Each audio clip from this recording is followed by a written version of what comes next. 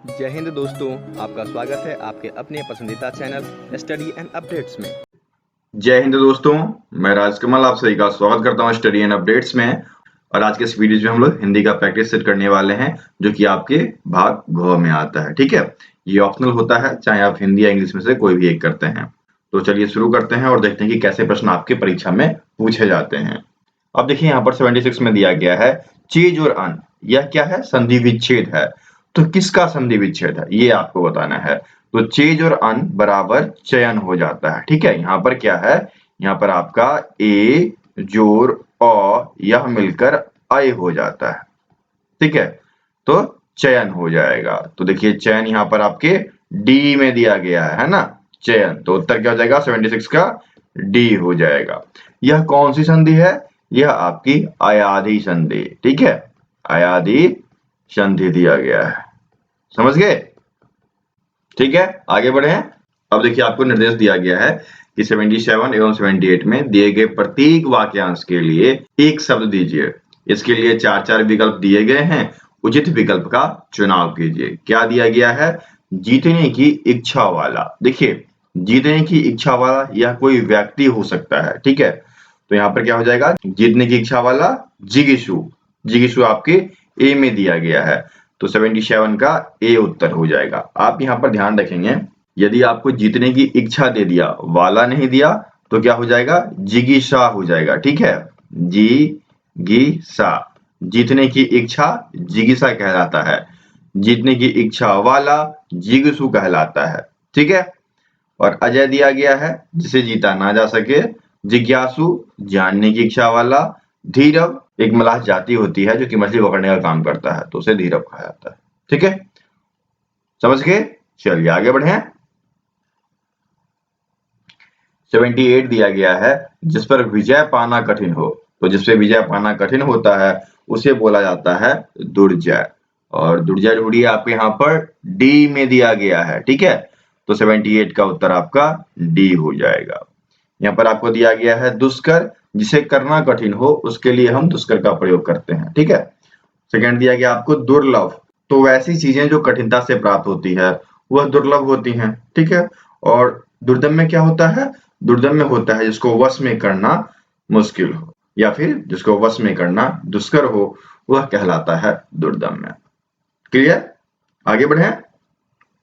चलिए आगे बढ़ते हैं। निर्देश दिया गया है 79 से लेकर 81 तक के लिए दिए गए शब्दों का उपयुक्त विलोम बतलाने के लिए 4-4 विकल्प प्रस्तावित हैं, उचित विकल्प का चयन करना है। यहाँ पर क्या दिया गया है?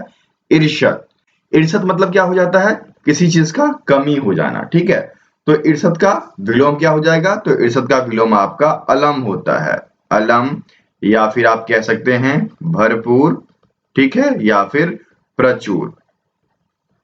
अब इनमें से देखिए क्या दिया गया है आपको? इनमें से आपको प्रचुर दिया गया है, तो उत्तर क्या हो जाएगा? 79 का सी हो जाएगा। ठीक है, समझ गए? चलिए आगे बढ़ते हैं। अब देख लीजिए 80 दिया गया है उत्सुक। उत्सुक का विलोम बताना है, तो उत्सुक का विलोम क्या होता है? अनुत्सुक होता है। ठीक है, ये देखिए बी में दिया गया अनुत्सुक, तो 80 का उत्तर आपका बी हो जाएगा। चलिए अगला देख लेते हैं क्या दिया गया है। अगला आपका दिया गया है उत्थान, उठना, पतन समाप्त हो जाना। ठीक है, तो उत्थान का विलोम होगा आपका पतन। पतन आपके बी में दिया गया है, तो 81 का उत्तर आपका बी हो गया। ठीक है, समझ गए यहां तक? चलिए आगे बढ़े। अब देख लीजिए आपको निर्देश दिया गया है कि प्रश्न संख्या 82 से लेकर 84 तक दिए गए वाक्यों में त्रुटि है और कुछ ठीक है। वाक्य के जिस भाग में त्रुटि है उसका उत्तर के रूप में चयन करें। यदि वाक्य में कोई त्रुटि ना है तो कोई त्रुटि न वाले विकल्प का चयन करें। ठीक है, तो चलिए देखते हैं कैसा वाक्य दिया गया है। यहाँ पर दिया गया है मैंने अपनी आंखों की वह घटना देखी। मैंने अपनी आंखों से, ठीक है, अपनी आंखों से वह घटना देखी। यदि से दिया गया होता तो वाक्य शुद्ध होता। त्रुटि मिल चुका है आपको। त्रुटि किसमें है? आंखों की, ये त्रुटिपूर्ण है। ठीक है, यहाँ पर आंखों से होना चाहिए था, तब जाकर यह शुद्ध होता। तो उत्तर क्या हो जाएगा आपका? 82 का उत्तर आपका बी हो जाएगा।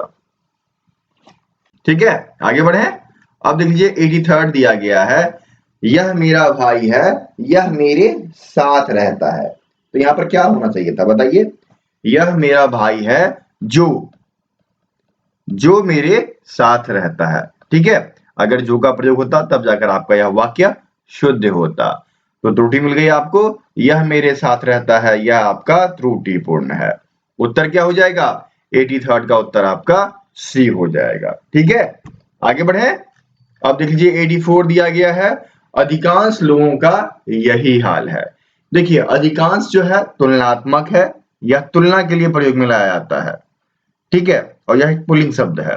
यहाँ पर क्या होना चाहिए था? अधिकतर, क्योंकि हमें बहुवचन का प्रयोग करना है तो यहाँ पर हम अधिकतर का प्रयोग करते हैं। अधिकतर लोगों का यही हाल है, तो उत्तर क्या हो जाएगा आपका? 84 का उत्तर आपका ए हो जाएगा। समझ गए यहां तक? क्लियर ना? चलिए आगे बढ़े। 85 आपको दिया गया है, शोक किस रस का अस्थाई भाव है? देखिए शोक हो गया तो शोक के अंदर आपका रोना आता है, ठीक है, विलाप आता है, उद्दीपन आता है, ठीक है, इत्यादि। तो ये सब जो है आपके करुणा का बोध कराता है। ठीक है, और करुणा यहां पर बी में दिया गया है, तो 85 का उत्तर क्या हो जाएगा? बी हो जाएगा। शोक का अस्थाई भाव करुण है। ठीक है, समझ गए? चलिए आगे बढ़ते हैं। अब देखिए 86 दिया गया है, निम्नलिखित में कौन सा अलंकार है? क्या दिया गया है? उदित उदय गिरी मंच पर रघुबर बाल पतंग, विगसे संत सरोज सब हर्षै लोचन भंग। अब यहाँ पे क्या दिया गया है ये बताइए। पहले तो उसका हिंदी अर्थ बताता हूं मैं आपको। यहाँ पर इस अलंकार में यह कहा गया है कि पहाड़ रूपी मंच पर राम रूपी सूर्य के उदित होते ही संत के चेहरे जो हैं वह खुशियों से भर जाते हैं, खिल जाते हैं कमल की तरह, और इनकी जो आंखें हैं वह भंवरे रूपी हर्षित हो जाती है। ठीक है, तो यहाँ पर क्या किया गया? यहाँ पर रूप का वर्णन किया गया। ठीक है, कि राम जी के आते ही सभी संत के चेहरे कमल रूपी खिल जाते हैं और आंख जो है भंवरे रूपी प्रसन्नचित हो जाता है, यही कहा गया ना। तो यह कौन सा अलंकार होगा? यह आपका रूपक अलंकार हो जाएगा। ठीक है, अच्छा ये बताइए रूपक अलंकार होता क्या है? ऐसा अलंकार जिसमें रूप की भावनाएं, साहित्य में जो रूप की भावनाओं को जो दर्शाता है वह रूपक अलंकार कहलाता है। ठीक है, तो उत्तर क्या हो जाएगा आपका? 86 का उत्तर आपका बी हो जाएगा। चलिए आगे बढ़े। 87 आपको दिया गया है, जब समानता होने के कारण उपमेय में उपमान के होने की कल्पना की जाए या संभावना हो तब वहां कौन सा अलंकार होता है? तो देखिए यह तो आपको पूरा का पूरा परिभाषा दिया गया है, जल्दी से बताइए यह किसका परिभाषा है? यह है आपका उत्प्रेक्षा का। ठीक है, उत्प्रेक्षा अलंकार में क्या होता है? जब वहां पर समानता दिखती है और उसमें उपमेय उपमा का बोध हो जाता है, ठीक है, तो वह कहलाता है आपका उत्प्रेक्षा अलंकार। और उत्प्रेक्षा अलंकार आपके 87 के डी में दिया गया है, तो 87 का डी उत्तर हो जाएगा। ठीक है, वैसे अलंकार के मुख्य 3 प्रकार होते हैं, शब्द अलंकार, अर्थालंकार और उभय अलंकार। तो शब्द अलंकार के अंतर्गत क्या सब आते हैं? अनुप्रास, यमक, श्लेष, पुनरुक्ति, विवक्षा और वृकोक्ति। ठीक है, वहीं पर अर्थालंकार में क्या सब आता है आपका? उपमा, रूपक, उत्प्रेक्षा, मानवीयकरण, विरोधाभास, संदेह, अतिशयोक्ति। ठीक है, ये सब आते हैं। इसमें मतलब 26 और प्रकार के हैं, बहुत सारे आते हैं इसके अंतर्गत अर्थालंकार के। किसी दिन क्लास दूंगा तो आपका सारा डाउट इस पे क्लियर हो जाएगा। ठीक है, चलिए आगे बढ़े। अब देखिए आपको गाद्यांश दिया गया है और उस गाद्यांश में रिक्त स्थान के अनुसार हमें उसको भरना है। तो क्या दिया गया है? अनुशासन से तात्पर्य है कि नियम डैश व्यवस्था का पालन करना, नियम या, ठीक है, नियम या व्यवस्था का पालन करना। तो 88 के देख लेते हैं क्या सब दिया गया है, या, अथवा, और कोई। क्या हो जाएगा यहाँ पर?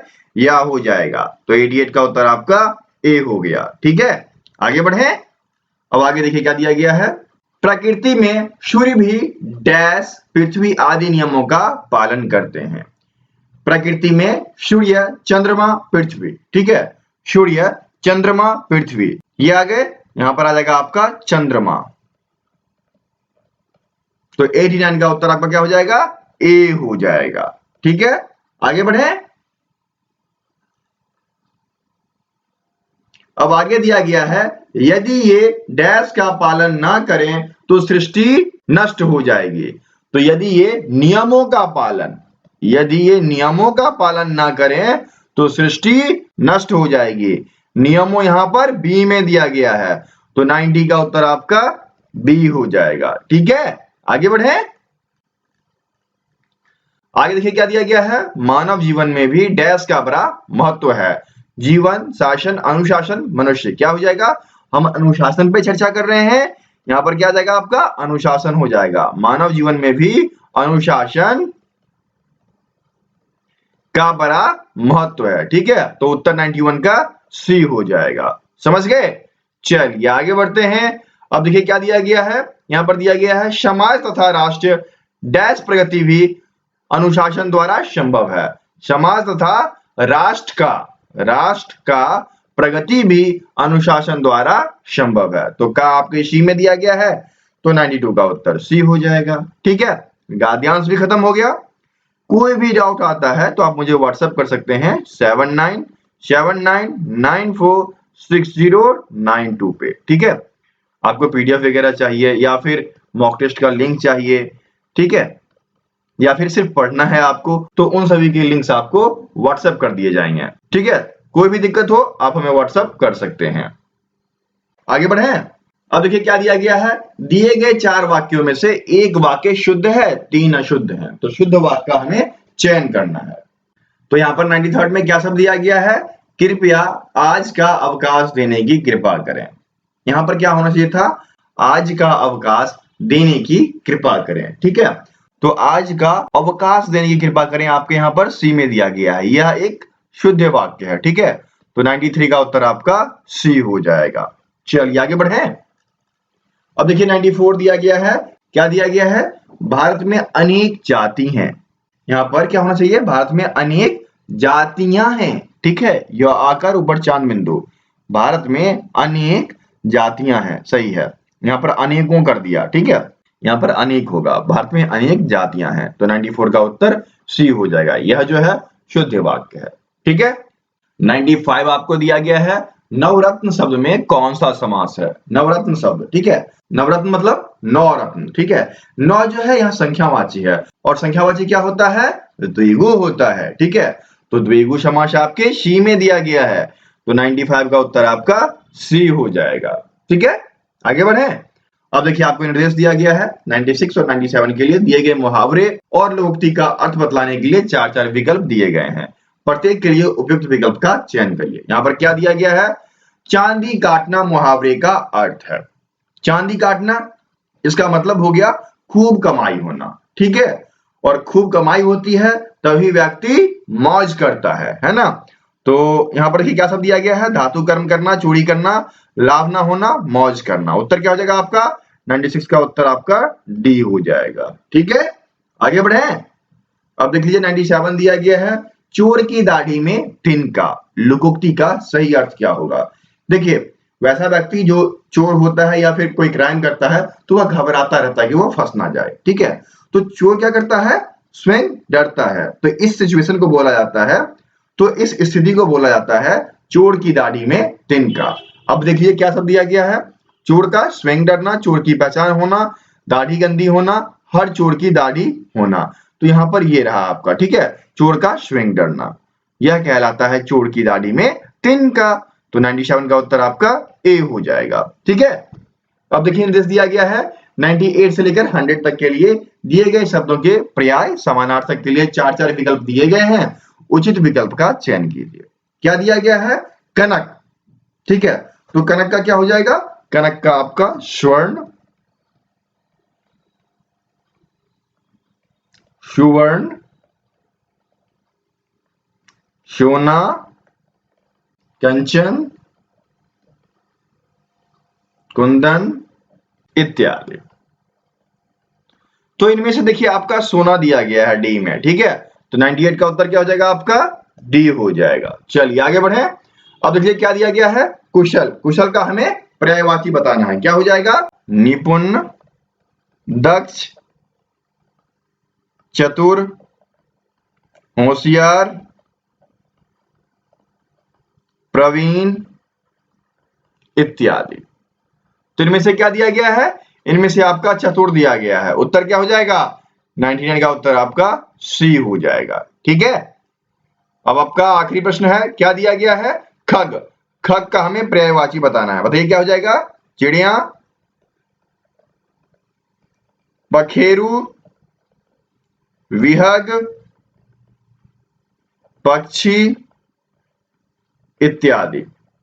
तो इनमें से क्या दिया गया है? वान, पक्षी, पक्षी दिया गया आपके। ठीक है, तो 100 का उत्तर आपका बी हो जाएगा।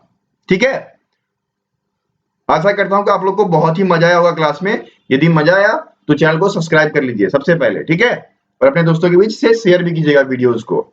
चलिए अब आगे बढ़ते हैं, और ये रहा आपका आज का सवाल। क्या दिया गया है? दीप शाह्य जल रहा है, कह दो तुम्ही कैसे बुझाऊं। यह एक अलंकार है। यह कौन सा अलंकार है? यह आपको कमेंट बॉक्स में कमेंट करना है। ठीक है, कोई भी दिक्कत हो तो हमें व्हाट्सएप कर लेना है। हमारा व्हाट्सएप नंबर है 7979946092। ठीक है, पीडीएफ या फिर मॉक टेस्ट, उसके लिंक्स आपको दे दिए जाएंगे। ठीक है, फिर मिलते हैं अगले वीडियो में, तब तक के लिए जय हिंद।